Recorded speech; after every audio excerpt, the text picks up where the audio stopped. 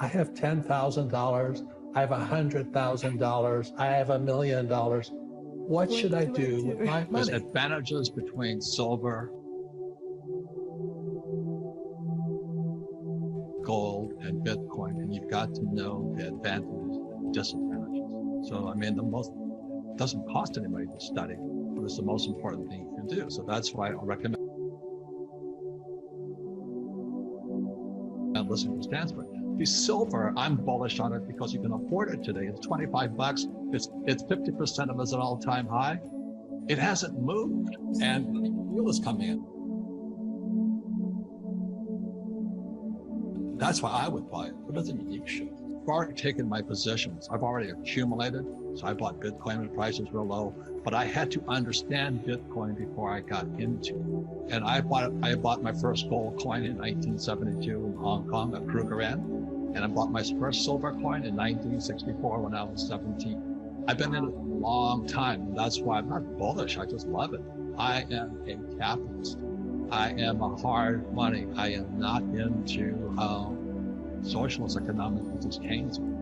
There was God's money, which is gold and silver, and then people's money, which is Bitcoin or cyber cryptocurrencies. And I really think it's important, especially for old guys like me, to understand the crypto world, because that's the world that's coming into view right now. And us real estate and gold guys are kind of phased out. Battle on today between the old guys and young guys. And the old guys have got their heads up their butts. You know, like Buffett is anti-gold and anti-crypto. I'm going, you gotta know the pros and cons of everything. And he doesn't have to worry, he makes a lot of money. And then you have guys like Jim Rickards, a friend of mine, and he says crypto is dead. And so the reason I just love YouTube, I can crank along there, I can search. I'm looking for the other point of view. You young guys are so smart today. You're so far down the road when it comes to financial education, intelligence. More importantly, is savvy. You're aware, you know, where the old guys are kind of closed-minded to your world. Look, you better check out this world of crypto, even if you're closed-minded like the old guys. Right? So this is why I converted over to Bitcoin. This is my reason, and it was Anthony that cleared it up for me. Is that at the same time that the Fed is printing trillions of dollars, Bitcoin is tightening. So Bitcoin's getting harder, and the dollar's getting softer. Would you go into more detail on that distinction? Fed is centralized banking. So central is also communist. You know, command and control of a central government. That's communism. Whereas what Bitcoin, gold, and silver are, they're not controlled by anybody. So one of the reasons back in '72 when I started buying gold was because the Fed couldn't mess with it. They do mess with it to some degree, but they can't print a lot of it. And that's what I don't like about saving dollars. So explain why it's programmatic, but what I call it people's money, because there's not one person like Jerome Powell, the Fed chairman, can say today it's going to do this, tomorrow it's going to do that. It's already been planned out for years, right? Exactly how many coins are coming out. So there's a tremendous respect for the work ethic. But like most races, or it doesn't make a difference where you are in the world, we have no financial education. But it affects, especially in Arizona, is the Latino and Latina community the most. And every time I see the workers out there, my heart breaks, you know, because they really don't have a prayer if they just keep being hard-working people. We're the best people on earth. So, I mean, the reason that's important, because Kim and I had the similar story, is the reason I have Rich Dad, Poor Dad, is my poor dad died poor because he took on the governor. My father's a Democrat, and he shifted to the Republican Party because Democrats are crooks. There's not one Republican in Hawaii today. Maybe the Supreme Court justices were put on trial because Hawaii is so corrupt. And my father, being an honest man, he shifted from Democrat to Republican and ran against his boss. But in the process, he lost his pension. So that's why a PhD, or that's why I call him Poor Dad, because he, at age 5, And then he becomes the head of education, gets his ass kicked, and then he finds out he's poor, but he has PhD. That's why I make the joke, PhD stands for poor, helpless, and desperate. It's not funny at another level because we have to take care of him. And Kim had a similar thing. She took on, what happened to your father? But your dad remained a Democrat, unfortunately. Her dad marched with Martin Luther King and all that. Very, very hard, good man. Her father's a fantastic man, high principles. But he belonged to the richest country club in Oregon, but he was the only Democrat. One more thing about, because not that you can vote for who you like, you know what I mean? But my dad shifted from Democrat to Republican. President Reagan shifted from Democrat to Republican. And Trump shifted from Democrat to Republican for the same reason, corruption. And it's just tragic. Not that the Republicans aren't corrupt, but Peru was also under attack from Shining Path, because I was in Peru at the time climbing your mountains looking for gold for Frank Query, another capitalist guy. But and Peru is a spectacular country. I mean, just spectacular. So I'm up in the mountains, you know, one gold mine was at 13,000 feet looking for gold. And the other gold mine was at 17,000 feet. But I learned so much about Peru and the people, but I think I learned the most when I went to your bank, because the banks were run by white guys, Spanish guys. Yeah. Here's this white guy, Spanish, very handsome, could have been a politician, the John Kennedy look and all this stuff. And this guy was, we all know the game is played different on their side of the table. So when I met Fernando, it was about the same time, because I was in Peru in the 80s, 89.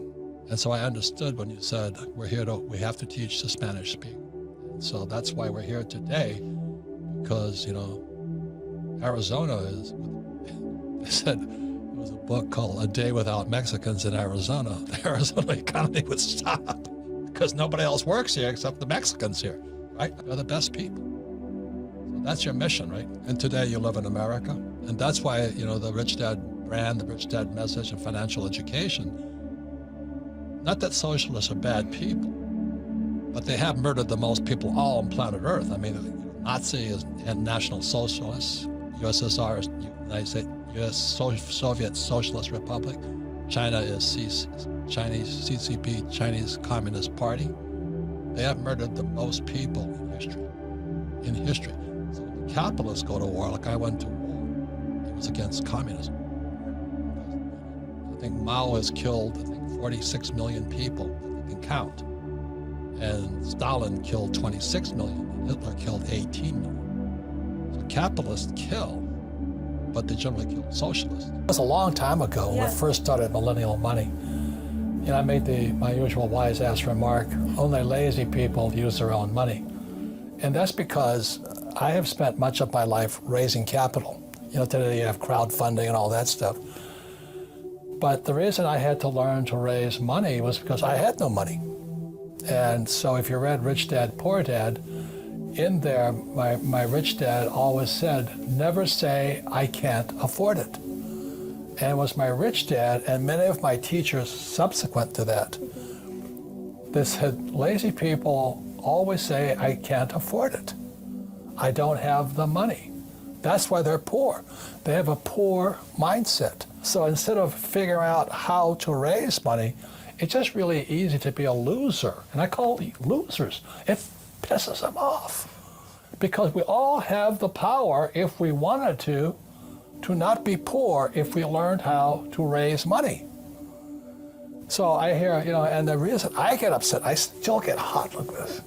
My poor dad, my PhD father, he always said to me, he says, you know, I'd be a rich man if I didn't have you kids. And I said, well, you know, Dad, it's not my fault you had kids. You know, I mean, you know, I just can't afford it because I have kids. And the more he said that, the angrier I got. So when I met my rich dad at age 9, you know, he says, well, that's why your old man's poor, because he's lazy. He thinks his PhD is going to carry him. He says, everybody can say, I don't have money, I can't afford it.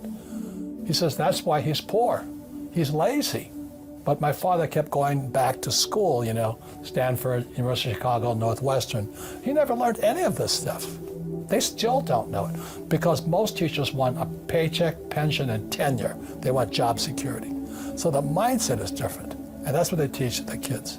So the reason I say only lazy people use their own money is because it takes much more intelligence to raise capital. And so I've never been able, ever since my rich dad, since a little boy, my rich dad forbade me from ever saying, I can't afford it. He says, figure out how you can afford it. How can you do something? Figure out how you can do something.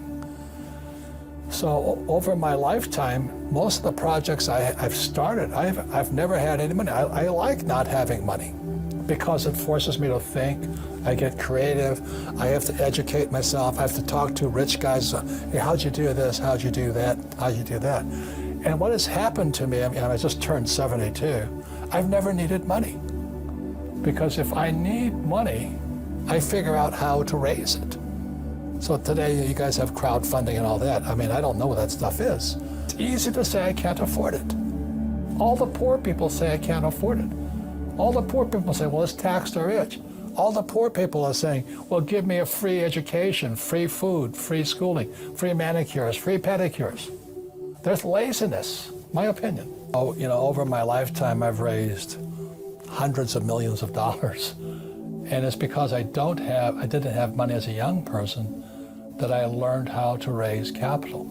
And it's really quite simple. You have to find an asset that's worth more than me. If they can't invest in me because that's called slavery, buy me, So what I do is, when I started off, I read about it in Fake. I started off looking for this one little piece of real estate. I found an excuse, this 1-bedroom, 1-bath condominium on the beach in Maui. And I found an excuse for people to give me the money. All I had to do is assure them I'd pay them back. So my first deal was an infinite return deal. No money in the deal because it was 100% debt. It was an $18,000 condo. You can't touch them for that much anymore, but the economy was bad. So I buy this $18,000 condo. The guy wanted 10% down. You don't need higher math. 10% of 18,000 is how much, sports fans? $1,800. I could have used my money. I had the money, but that would be too